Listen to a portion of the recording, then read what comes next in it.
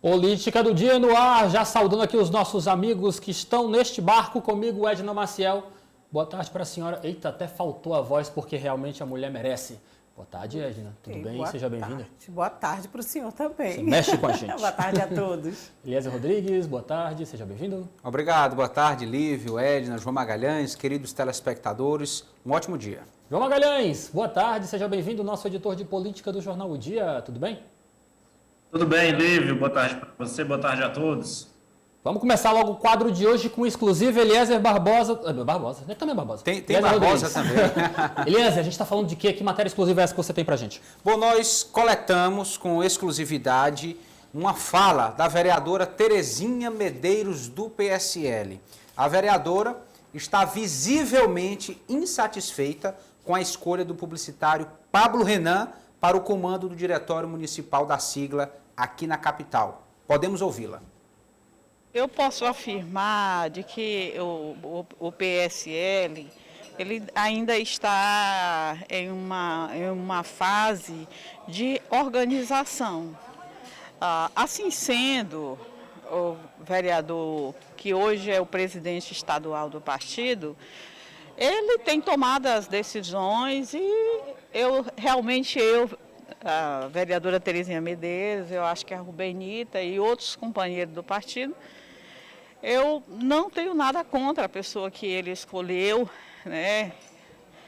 E ele deve ter os motivos dele, porque da escolha a gente só lamenta que ainda existam partidos, né, que ainda funcionem desse modo. Foi monocrática essa escolha? Não, com certeza. E a gente lamenta profundamente, mas não tem o interesse. Ela não foi solicitada para opinar no momento da escolha? Não, mas se eu tivesse eu teria dado minha opinião positiva, apesar de que a gente nós temos a Rubenita, tem outras pessoas, né?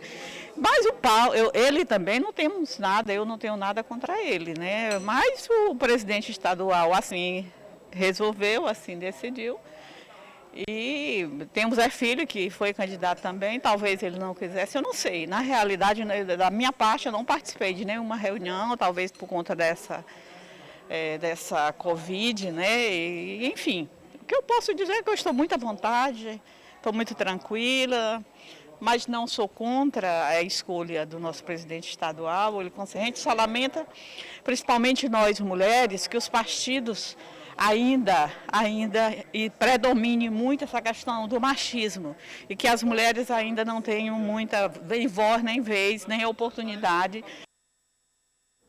Bom, como podemos observar, uma decisão que gerou conflito na militância, na parte de líderes do PSL aqui na capital. A vereadora Terezinha Medeiros classificando a escolha de Pablo Renan como machista e monocrática também. No que diz respeito ao machismo, Edna Maciel, você como mulher que acompanha a dinâmica da política, isso pesa realmente ainda hoje nos partidos políticos aqui do Brasil? Geral, amigo, pesa e muito.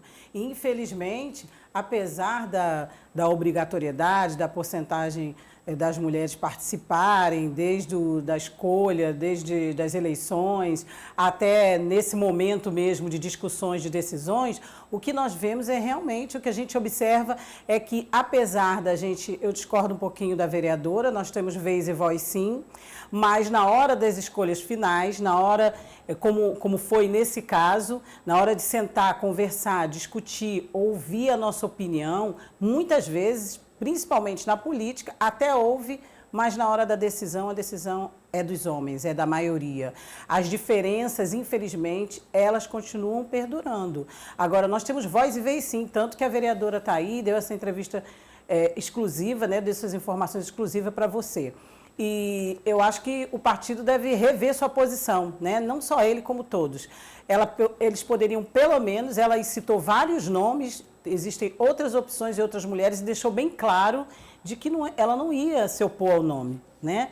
O que ela demonstra a indignação é justamente do machismo, é justamente dessa decisão de cima para baixo que sempre vem e da maioria dos homens. Isso aí tem que acabar, porque a gente tem opinião, tem voz, tem vez, e ela está lá, representante eleita pelo povo, como as mulheres que estão também no poder. Explicando a você de casa, nós da Udia TV em nenhum momento estamos levantando bandeira contra o nome de Pablo Renan. Exato. É importante destacarmos que realmente nós respeitamos e cada partido político tem liberdade para fazer as escolhas que bem assim quiser. Nós não estamos desmerecendo ou, é claro, querendo botar em xeque esta indicação, a competência de Pablo Renan para dirigir o Diretório Municipal do PSL aqui em Teresina, mas realmente é algo que nos acendeu aquela luz de alerta. Se o PSL possui vereadores com mandato, vereadores que têm vez, que têm voz, que já são conhecidos da sociedade geral, que de certa forma nos apresentam, é claro, durante sua trajetória, uma bagagem política mais aparente, por que não valorizar? A Terezinha Medeiros falou do nome dela e também de Rubenita Lessa, outro nome importante que defende as bandeiras do partido. Por que não lembrar delas? Ou para uma possível indicação para a presidência do Diretório Municipal, ou, é claro, também para dar a sua opinião no que diz respeito à escolha do nome que vai estar à frente de todas as articulações que também vão envolver Rubenita Lessa e Terezinha Medeiros. João Magalhães, como é que você avalia? Ela tentou deixar claro que não estava chateada, mas pelo menos o que nós percebemos nas entrelinhas, o discurso dela é de que alguma mágoa ficou. Com certeza, Líbio. No discurso ela faz questão de dizer que não tem nada contra, mas também demonstra que também não é muito a favor do nome escolhido, da forma como foi escolhida a nova executiva do PSL aqui na capital. Mas é preciso registrar também que o PSL estadual, dirigido pelo vereador Luiz André, e ele teve esse ato administrativo, né, de substituição da executiva municipal vindo diretamente de Brasília, ou seja, a direção nacional, sem dúvida nenhuma, em consonância com a diretoria estadual do partido, com o diretório do partido no Piauí, foi que chegaram a este consenso, ao nome apresentado aí por Luiz André, para comandar o partido em Teresina. É claro que todas essas discussões que a vereadora pontuou, elas fazem sentido, a parlamentar tem todo o direito de reclamar o fato de não ter sido ouvida, mas o regimento do PSL é muito claro neste sentido também. Vamos dizer que é uma sigla que não é muito democrática pelo próprio regimento dela. Então, coube, neste caso, ao presidente do Diretório Estadual fazer uma indicação realmente de cima para baixo. Então, fica aí até a deixa para que não só o PSL, mas todos os outros partidos comecem a pensar formas mais democráticas, né, de escolha de nomes. E a gente tem até uma sigla que é, sim, exemplo de embate, de debate democrático interno, que é o Partido dos Trabalhadores. A gente sabe que quando tem eleição lá no partido, toda a sigla se movimenta, começam a se atacarem, a fazer críticas às correntes, enfim. Mas, no final, sai todo mundo junto. Isso, sem dúvida nenhuma, é um sinal de que a sigla tem uma democracia interna que é respeitada, o que não é o caso em muitos outros partidos que têm verdadeiros donos. Essa é a verdade. São muitos os partidos que têm, ao invés de um presidente, pessoas que funcionam como verdadeiro donos das siglas, que controlam realmente a estrutura administrativa e a coordenação política das siglas. Enquanto a gente tiver partidos que tenham um único dono, sem dúvida nenhuma que esses atos de indicação de nomes, partindo de cima para baixo, vão ser recorrentes. Registro também nada contra a indicação do Pablo Renan, apenas aumentando aí, contextualizando essa discussão da falta de democracia interna nas siglas, não só no PSL, mas em vários outros partidos. Vamos mudar um pouquinho de assunto, vamos para o nosso próximo tema de hoje, porque já começa a circular nos bastidores da política que o prefeito Dr. Pessoa, prefeito de Teresina, vai encaminhar à Câmara Municipal de Vereadores um novo pacote de mudanças na administração. Segundo Pessoa tem afirmado a pessoas próximas a ele, no caso a proposta será encaminhada à Câmara de Vereadores na próxima semana. Essa reforma muda pontos importantes que foram aprovados no texto anterior que já foi apreciado e aprovado pelos vereadores da capital. Vamos ficar de olho nas principais pontos de mudança sugeridos por Dr. Pessoa.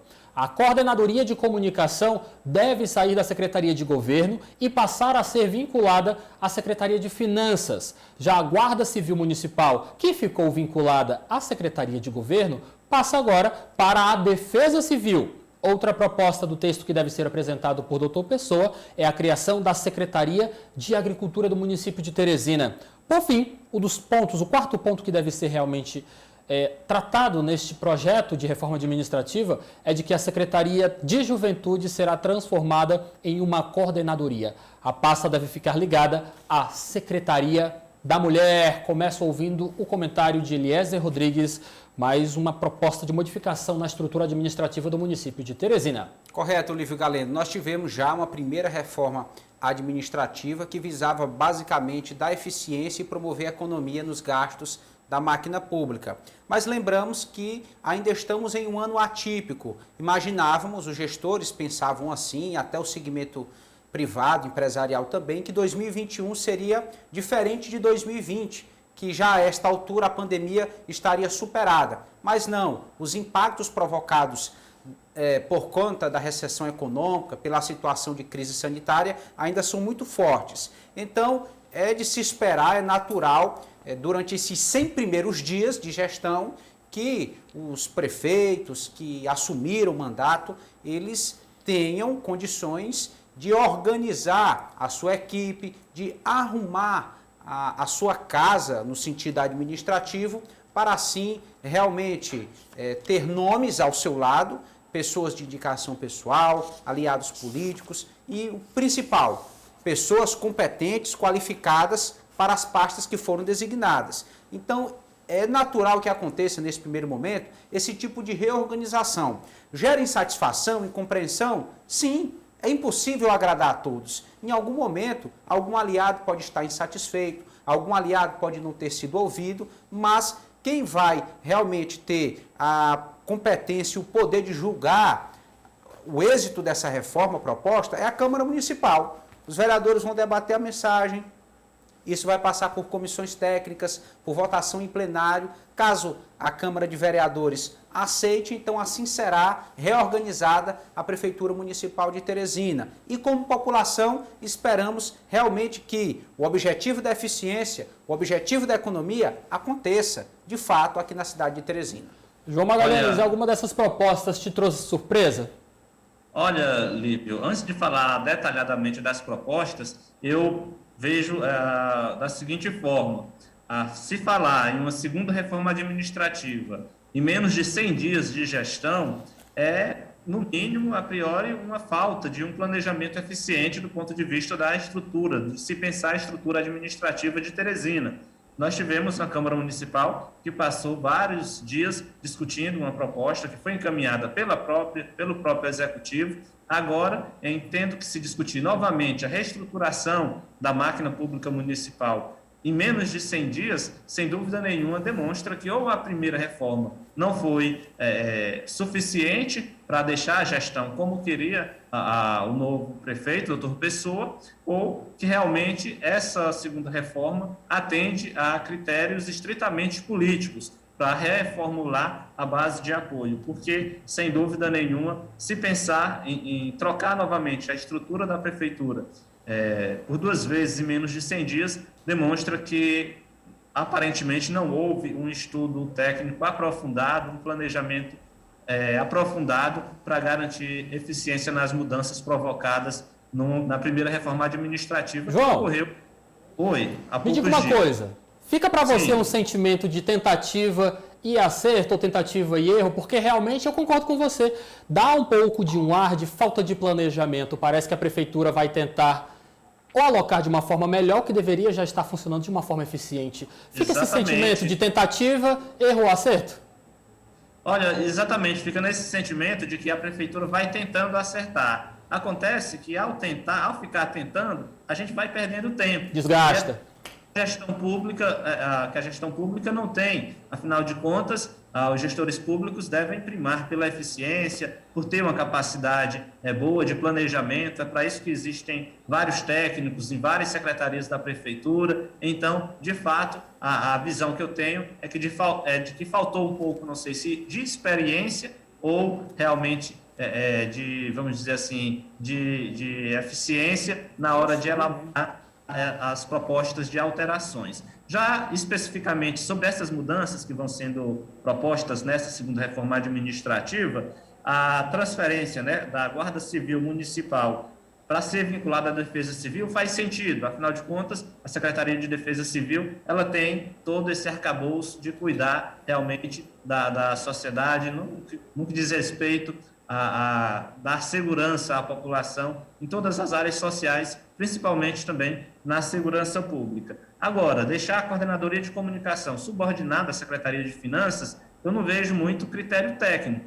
Fica parecendo mais realmente uma definição política ou por algum outro motivo. Mas, do ponto de vista técnico, as coordenadorias de comunicação ou são independentemente ligadas ao Executivo Municipal, à chefia de gabinete da Prefeitura, ou até mesmo lá na Secretaria de Governo fazia muito mais sentido do que na Secretaria de Finanças, que já tem, diga-se de passagem, uma responsabilidade muito grande, que é lidar com a gestão dos recursos financeiros da Prefeitura de todo o município. Já em relação a transformar a Secretaria de Juventude em uma coordenadoria vinculada à Secretaria de Mulheres, também me parece um pouco um erro técnico, porque, afinal de contas, a Coordenadoria de Juventude é para cuidar de todos os jovens, e não só das jovens mulheres, das mulheres jovens. Então, fica aí mais ou menos uns pontos que a Prefeitura, sem dúvida nenhuma, vai ter que explicar para a Câmara Municipal, que é o órgão responsável por aprovar e por aprofundar essas discussões. Meus amigos, e antes dessa aprovação, antes dessas discussões, temos que ver a quem interessa mais essas mudanças, essa organização, esse planejamento, esse troca-troca e essa acomodação, porque, ao meu ver, fica parecendo que o objetivo não é só a questão da economia e da estrutura, no momento desse de pandemia. Existem as questões políticas, a gente sabe disso, né? Existem insatisfações, existem exemplos, inclusive em nível federal, do que pode acontecer com essas mudanças num período curto de tempo, num momento desse em que a gente está precisando que a Câmara aprove projetos mais urgentes, diretamente ligados à questão da pandemia. Então, o mais interessado, que é o público, né? O mais interessado, que é quem elegeu o prefeito, quem elegeu a Câmara, os vereadores, o mais interessado, ele tem que também ser observado nesse momento. O que a população acha? O que o eleitor acha? Como é que essas mudanças vão, qual a consequência que elas vão ter para o público que elegeu o prefeito e todo o seu staff? Enfim, eu acho que, além dessa questão de reorganização, de planejamento, como vocês citaram aí, em poucos dias, num período curto, já é a segunda mudança que se propõe, há que se ver se essas mudanças vão realmente ser endereçadas a quem mais se interessa, que é a população, que precisa desses serviços públicos. Gostei dessa sua visão. Então, na sua percepção, nós estamos diante, de certa forma, de uma perda de tempo. A Prefeitura Municipal de Teresina poderia estar se manifestando ou se organizando para priorizar questões mais urgentes e, de certa forma, está perdendo tempo e vai fazer com que o Parlamento Municipal perca tempo discutindo reforma administrativa em vez de discutir questões ligadas à Covid? Pois é, porque se tem que se reorganizar, tudo bem, já vai levar um tempo para fazer essa aprovação. Nós estamos num período em que a gente precisa de medidas urgentes para combater a pandemia. Eu acho que é a prioridade das prioridades, gente. Então, tem que se reorganizar, tem que se acomodar nos seus cargos, tem os interesses políticos, tem também o interesse técnico, mas o que isso vai favorecer num momento como esse agora, de imediato? Porque tudo aí que a gente ouviu os colegas informando e que a gente viu na mídia hoje é a longo prazo, né? Uhum. Então, eu tenho essa visão sim, viu, Só para a gente ser justo, aquilo que envolve a gestão da pandemia não está colocado em segundo plano pela Prefeitura. Nós podemos observar uma série de ações, uma série de preocupação. Hoje se gasta 55% do orçamento do município com a área da saúde. No que diz respeito à obrigação constitucional é de 15%. Então, por mais que tenham que se debater outros temas, a gestão da pandemia continua em pauta. Na Câmara Municipal, com iniciativa dos próprios vereadores e no Poder Executivo também, pela Prefeitura, pela Fundação Municipal de Saúde, enfim, hoje já existe até um esforço geral dos demais secretários que estão compactuando com o pagamento que deve ser dado aos profissionais de saúde, ou seja, cada um tirando um pouquinho. para poder realmente reconhecer da melhor maneira Contribuir. esses profissionais da linha de frente. Então, é ser justo. A prefeitura está tratando de pandemia e, ao mesmo tempo, debate essas outras questões. Mas, de certa forma, eu até defendo aqui a Edna Maciel, porque eu compreendi o que ela quis dizer quando ela fala que nós poderíamos estar nos focando em outros assuntos mais prioritários. Porque nós voltamos aqui, quando nós olhamos para essa necessidade de uma reorganização da administração municipal em menos de 100 dias, nós, de certa forma, batemos de frente com uma falta de planejamento ou uma falta de acomodação política que deveria ter sido pensada lá no início. Mas eu concordo também que nós estamos diante de um cenário onde os novos partidos estão aderindo com o tempo, estão observando a evolução da gestão do Dr. Pessoa, estão aderindo com o tempo e, é claro, precisam, de certa forma, também serem acomodados e satisfeitos nesse processo de administração. Eu compreendo o que disse Edna Maciel e compreendo também o que disse Eliezer Rodrigues. Não deixamos de tratar a pandemia do novo coronavírus como prioridade. Mas, dentre as prioridades, tem as mais prioritárias, não é, Edna? Eu acredito assim. É claro que a gente, se você me permite fazer mais aqui um À adendo, vontade. é claro que a gente está vendo todo o esforço da Fundação Municipal de Saúde e dos gestores, tanto em nível municipal como estadual. Apenas temos que dar prioridade realmente à pandemia e que siga o restante paralelamente, mas sempre dando prioridade aos projetos que envolvem esse momento triste e emergencial. Próximo assunto, o advogado Walter Alencar deixou nesta semana a presidência do Diretório Estadual do Partido Social Cristão, o PSC, e simultaneamente também informou a desfiliação do partido. Walter Alencar presidiu a sigla durante 4 anos e obteve até resultados expressivos nas eleições 2018 e 2020. Ele alega para essas decisões motivos pessoais para deixar a sigla e, no caso, priorizar projetos profissionais e pessoais. Edna Maciel veio como uma surpresa, ninguém esperava. Para mim, pega como surpresa mesmo e fica um ponto de interrogação, porque se você está há tanto tempo, né, à frente de um partido, representando um partido e faz um bom trabalho e se desenvolve esse trabalho bem dentro e fora do partido, você sair... Essa ligação de motivos pessoais, normalmente, nesses casos é o que acontece, mas eu não tenho a mínima ideia realmente do motivo e a minha expectativa é de quem vai ser a próxima representatividade e qual foi a repercussão que os nossos colegas podem até nos dizer agora dessa decisão, né? Porque ele vai para outro partido? Será que essa alegação de motivos pessoais é real?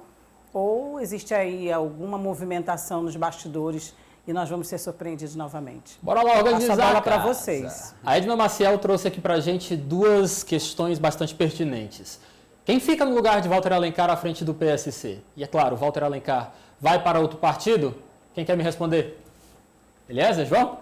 Assim, Gessi Fonseca hoje é considerado o maior expoente do PSC no Piauí. Agora, resta saber se ela tem interesse. Potencial, capital político, certamente ela tem. É importante dizer que já existia uma relação difícil entre Gessi Fonseca e Walter Alencar. Walter Alencar seria o candidato natural do partido ano passado à prefeitura, fez uma pré-campanha até extensa e bastante articulada, mas próximo do dia de registrar a candidatura, ele abriu mão desse direito e Gessi Fonseca foi colocada à disposição da sociedade, obteve mais de 50 mil votos, lembramos aqui, foi a terceira mais votada aqui na cidade de Teresina, o que a revelou com grande potencial político, uma liderança realmente de fato. Mas temos informações de pessoas próximas, aqui fontes que vamos preservar, de que a relação entre Gessi e Walter Alencar não era muito do entendimento. Muitas vezes se tomavam decisões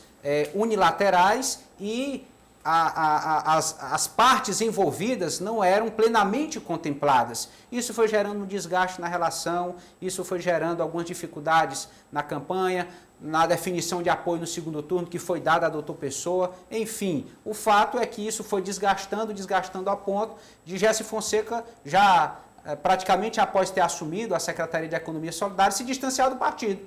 Não se integrava mais, não se envolvia mais, sinalizou que iria sair do partido, chegou a dizer que estaria no mesmo partido do Dr. Pessoa, só não disse também se o Dr. Pessoa falou para ela que iria sair do MDB, enfim, mas alinhada com o PSC estadual, ela não estava mais. Tem um bom alinhamento com o Diretório Nacional, com o Diretório Estadual Não. E aí, sem Gécio Fonseca, realmente o partido perde bastante, fica inviabilizado aqui na cidade de Teresina, sem capitalidade no interior do estado, e acredito que esses fatores pesaram na decisão de Walter Alencar. João Magalhães, me acompanha aqui no raciocínio. Vamos aqui pensar juntos.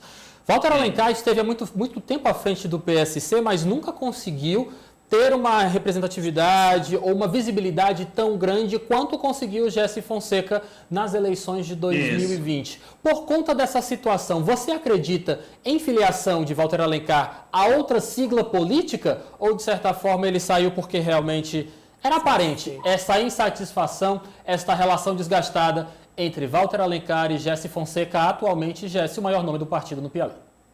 Olha, Lívio, só acrescentando uma informação, né, em todo esse contexto, em todo esse cenário, que o PSC, em nível nacional, ele também vem passando por profundas mudanças. Walter Alencar era muito ligado ao ex-presidente nacional da sigla, pastor Everardo, e também ao então ex-governador do Rio de Janeiro, Wilson Witzel. Após aqueles problemas lá com a justiça, tanto o pastor Everardo quanto Wilson se afastaram do partido. Hoje tem um outro grupo comandando a sigla nacionalmente, e este novo grupo, sem dúvida nenhuma, também deve fazer profundas alterações nos diretórios regionais. Afinal de contas, quando uma nova cúpula se instala no partido, no diretório nacional, é natural que ele tente alinhar a sigla também nos estados. Portanto, eu acredito que, apesar de Gécio Fonseca estar insatisfeita nos últimos dias, ter demonstrado movimentos de insatisfação com a sigla no diretório regional, acredito que agora é o momento delas tentar se aproximar novamente da sigla, principalmente porque, com a saída de Walter Alencar Rebelo, o partido, ela fica sendo, sem dúvida nenhuma, o maior nome, o nome com maior peso político na sigla, no Piauí. Então, se ela conseguir aí estreitar relações com o Diretório Nacional, sem dúvida nenhuma que ela pode sim comandar o partido, e diga-se de passagem, é um partido que tem uma boa representatividade no Congresso Nacional, consequentemente, é um partido que tem aí muitos recursos de fundo partidário, tem tempo de televisão, o que é essencial num planejamento o fortalecimento de uma sigla. Não acredito que Walter Alencar vá se filiar ao partido nos próximos meses. Pelo que fiquei sabendo, realmente tem propriedade de que a sua saída tem a ver com questões pessoais. A gente sabe que este ano não é ano eleitoral, portanto, se ele voltar ao cenário político, isso deve ocorrer apenas lá para o ano que vem. Este ano, provavelmente, ele fica afastado de qualquer partido, de qualquer discussão política. Então, acredito que, na verdade, surgiu aí uma grande oportunidade para Gécio Fonseca se fortalecer dentro do PS, procurar um diálogo com o Diretório Nacional e ter acesso aí à estrutura partidária, o que é importante para as eleições de 2022. João Magalhães, vamos para o nosso próximo assunto. Dessa vez quem traz tema para debate é você. Isso mesmo, Lívio. É exatamente a recondução do secretário de Fazenda piauiense, Rafael Fonteles, para a presidência do CONCEFAZ, que é o Comitê Nacional de Política Fazendária, o comitê que reúne, na verdade, secretários estaduais de Fazenda de todos os estados. Rafael Fonteles assumiu o comando do CONCEFAZ pela primeira vez em 2018, foi reconduzido ano passado e ontem voltou a ser aclamado por todos os secretários estaduais como o novo, para continuar a sua gestão à frente do Conselho. É bom lembrar que à frente do CONCEFAZ, Rafael Fonteles coordenou o diálogo dos governos estaduais com o Ministério da Economia, tanto um auxílio financeiro do governo federal aos estados durante a pandemia, assim como também liderou as discussões referentes à reforma tributária. Então, isso tem um reflexo político também, porque demonstra que Rafael Fonteles teve aquele jogo de cintura para estreitar o diálogo entre governos estaduais e o governo federal nessa área das receitas, né, nessa área dos recursos financeiros, assim como também garante a ele uma maior visibilidade nacional, até porque, em meio a essa pandemia, sem dúvida nenhuma que a economia voltou, a economia ficou também nas manchetes da imprensa nacional, porque, de fato, é algo que é diretamente afetado neste cenário de pandemia. Então, fica aí um ponto positivo dessa articulação de Rafael Fonteles, sendo aclamado por unanimidade para comandar por mais um ano o comitê que reúne todos os secretários estaduais de Fazenda. Edna, surpreendeu? Não, eu não me surpreendo não, porque por causa da atuação, né? Essa atuação que a gente vem acompanhando aí do Concefaz, das decisões, decisões financeiras, né, importantes para o Estado, para os estados. A gente viu aí também nessa questão do Fundeb, né? Inclusive o Rafael mesmo numa das suas falas que a gente viu aí após a aclamação, ele fez questão de frisar alguns pontos. Então, entre aspas, que eu digo que não é surpresa, eu falo pelo sucesso, por toda a trajetória do Rafael, entendeu? E pela atuação dele, que eu digo que não é surpresa. E os colegas vão poder sublinhar aí também se